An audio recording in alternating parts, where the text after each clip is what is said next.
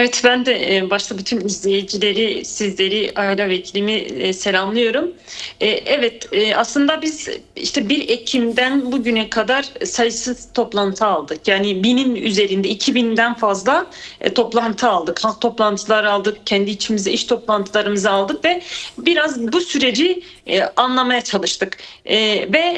Bu süreci hem halkla paylaşma, halkla tartışma, halkın önerilerini, eleştirilerini almak istedik. Çünkü 27 Şubat'ta Kürt Halk Önderi Sayın Öcalan'ın Demokratik Toplum ve Barış Manifestosu aslında bu dönemin yol haritasıydı ve nasıl bir örgütlenme olacak?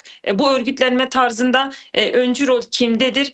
İşte bugün toplumun karşı karşıya olduğu sorunların aslında nereden kaynaklandığı, çözüm noktasının neresi olduğu bu manifestoda çok açık bir dille anlatılmış ve biz aslında tam da bu manifestonun yaşamsallaştırmasının zemini halk zemini olduğunu biliyoruz. Ve bu toplantıları biraz almamızın sebeplerinden biri de bu gerçekten. Yani biz mesela komün ve meclislerimizi kiminle oluşturacağız? Halkın kendisiyle oluşturacağız. Yine demokratik siyaseti kiminle yürüteceğiz? Yine halkın kendisiyle yürüteceğiz. İşte PKK silahlı mücadele stratejisini bıraktı ve demokratik siyaset stratejisiyle mücadelesini sürdürüyor.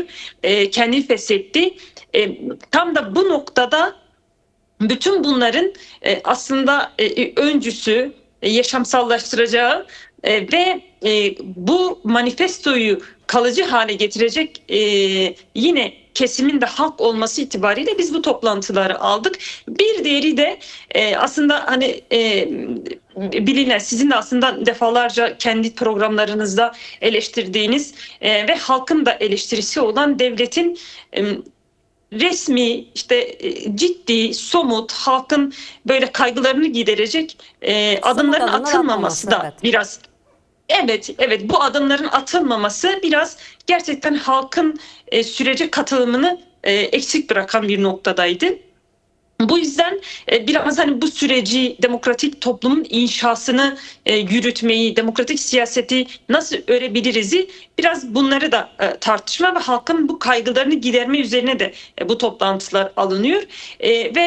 Bu toplantıları aldığımızda da gerçekten halkın kafasındaki soruların işte büyük bir çoğunluğu cevap bulmuş oluyor. Hani biz işte kaç gündür sahadayız, iki koldan toplantılarımızı alıyoruz ve en çok öne çıkan, en çok halkın eleştirdiği konu işte devletin, siyasal iktidarın henüz yasal anlamda bir adım atmamış olması. Mesela halk çok net, yani halkın ağzıyla bunu söylüyorum.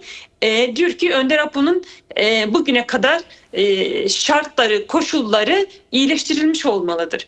Halen halk bu sürecin demokratik müzakere sürecini evrilmemesini ciddi anlamda eleştiriyor. Yani bunu söylerken de koşulların eşit olmamasından bahsediyor. Halen yani biraz evet kırılmış olsa da, heyet bazen gidiyor olsa da, işte avukatlar bir iki kere gitmişse de halen tecritin devam etmesi, halen işte aday gidişlerin çok kısıtlı olması, halen işte bir halkın önderinin ve 200 yıllık bir sorunun işte çözümünde baş müzakereci rolündeki bir önderin halen işte metrekarelerle sınırlandırabileceğimiz bir alanda bu süreci yürütüyor olması halkta ciddi bir eleştiri konusudur. Yani biz her gittiğimiz yerde insanlar direkt bunu soruyor. Yani koşulları düzeltildi mi yani? Çünkü gerçekten İmralı koşulları 200 yıllık bir sorunun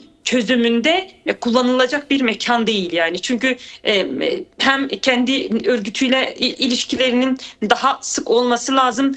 Belki halktan insanlar olabilir, gazeteciler olabilir. Yine bugüne kadar bu barış süreçlerinde deneyim sahibi insanlar, yine filozoflar, mesela insanlar 11 bin kilometre uzaktan geldi.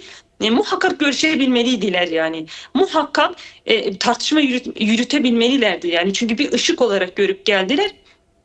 Bu toplantılardan en çok merak edilenler bunlardı ve bir diğeri de şu net, yani zaten yansıyor, görüntülere de yansıyor, siz de bahsettiniz. Evet. Müthiş bir ilgi alaka var. Müthiş bir ilgi alaka ve yani Peki siz nasıl insanlar değerlendiriyorsunuz? Neden kaynaklanıyor bu ilgi, alaka, zılgıtlar, sloganlar? Gerçekten çok coşkulu, olağanüstü bir coşku var bu toplantılarda. Halk toplantıların ötesine geçen bir coşku var. Siz bunu neye bağlıyorsunuz? evet. Evet. Yani insanlar gerçekten Veysi Aktaş'ı gördüğünde böyle ağlayan insanlar var. İşte çünkü önderliğin yanından gelmiş. İşte ağzından çıkacak her söze çok pür dikkat dinleyen. Yani aslında işte Sayın Veysi Aktaş'ın şahsında bir nevi önderlikleriyle buluşmaya yakın, yani tam buluşma demeyelim de buluşmaya yakın hissettikleri için bu kadar ve ondan işte önderlikten gelecek bir haberin, bir bilginin, en ufak bir bilginin yaşamından dair, Kürt sorununun çözümüne dair, demokratik toplumun inşasına dair en ufak bir bilgi alabilmek için insanlar saatlerce o toplantılarda çoğu yerde oturacak yer yoktu. Gerçekten salonlara sığamadılar. Mesela Van, Gever bunların başında geliyordu ve saatlerce, yani 4 saat 5 saat insanlar ayakta kaldılar ve neler söylenilecek bir haber.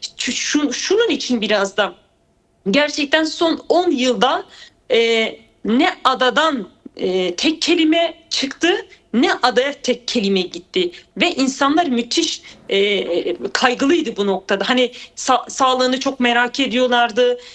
Her şeyle insanlar merak ediyordu ve bu ilgi alaka aslında bunun için. Ve şöyle bir şey de yani en azından gözlem olarak aktarabilirim bunu. Şimdi Sayın Veysi Aktaş'ın tahliyesi biraz daha insanlarda şu umudu da diriltti diyebilirim. Bugün işte Sayın Veysi Aktaş'tır. Yarın işte mücadele yükselttiğimizde neden önderliğimiz olmasın? Biraz bunun ilgisi alakası çoktu. Ama en çok işte iletmemiz gereken şeyler de vardı tabii ki. İnsanların söylemi işte halkın kendisi önderliğe sevgi, saygı ve bağlılıklarını her kalkan insan bunu muhakkak söyledi. İletmelerimizi de istedi. Çünkü biz bu notların bir rapor halinde sunulacağını da söyledik.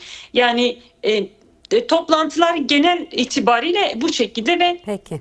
ciddi bir moral ve motivasyonla da insanlar çıktı. Yani gerçekten hani bu da biraz ilişkin olabilir.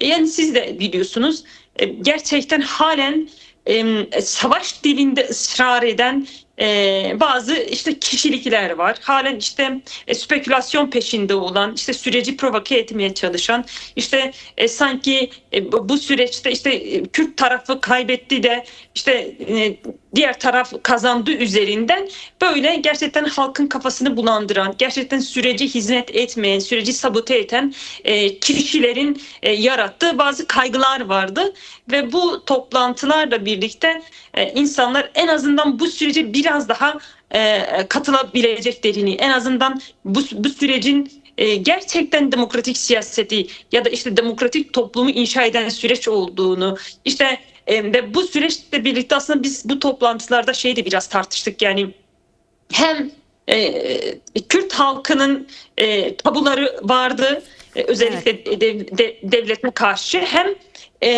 devletin Kürt halkına karşı tabusu var. Yani gerçekten aşamadığı o işte 100 yıldan fazladır o kodlarını aşamadığı kodları var. Biraz bu toplantılarda iki tarafın da bunu aşması gerektiğini, işte 1000 yıllık işte önderlik bahsediyor manifestosunda, 1000 yıllık Kürt-Türk ittifakının nasıl tekrardan canlanabileceği, nasıl tekrardan bir ittifak sağlanabileceği, bu tartışmalar yürütüldü.